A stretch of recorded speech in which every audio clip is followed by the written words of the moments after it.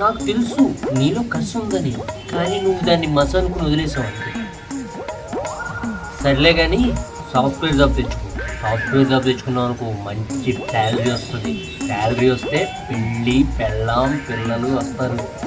ఇంకా లైఫ్లో కష్టపడక్కర్లేదు. కష్టపడక్కర్లేదు కష్టపడక్కర్లేదు కష్టపడక్కర్లేదు. ఆపే ఆపే ఇంకా ఇంకొక ముక్క మాట్లాడావంటే కోపంలో నేను ఏమంటాను నాకే తెలియదు చెప్తున్నా.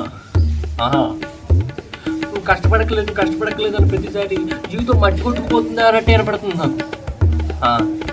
నాన్న చిన్నప్పుడు మాట్లాడాడంటే ఏదో పుట్టగాడు వాగాడు అని తీసిపెట్టచ్చు. నేను ఇంటర్ కంప్లీట్ అయ్యి డిగ్రీ కంప్లీట్ అయిన తర్వాత కూడా నాకు నచ్చింది చేస్తానంటే ఏదైనా అసలు తీపిచ్చి కూర్చోబెట్టుకుని విన్నావా? లేదు. ఎంతసేపు కష్టపడక్కర్లేదు. ఇప్పుడు మళ్ళీ జాబు పెళ్ళం పెళ్ళి పిల్లలు అంటావు. లైఫ్లో మళ్ళీ కష్టపడక్కర్లేదు అంటావు. యాస్టీజ్ టీన్ డైలాగ్. కష్టపడక్కర్లేదు అంటావు. నా లైఫ్లో కష్టం తప్ప ఇంకేం లేదు. బాబు నీకు నమస్కారం. నన్ను వదిలే, నా చావు నేను చేస్తాను. నువ్వు నాన్న కష్టపడాలి అని చెప్పుంటే నాకు ఈ ప్రాబ్లం ఉండకపోతుంది నాన్న. నువ్వు ఎప్పుడైతే కష్టపడక్కర్లేదు అంటావో అదే నా బుర్రలో తిరుగుతూనే ఉంది.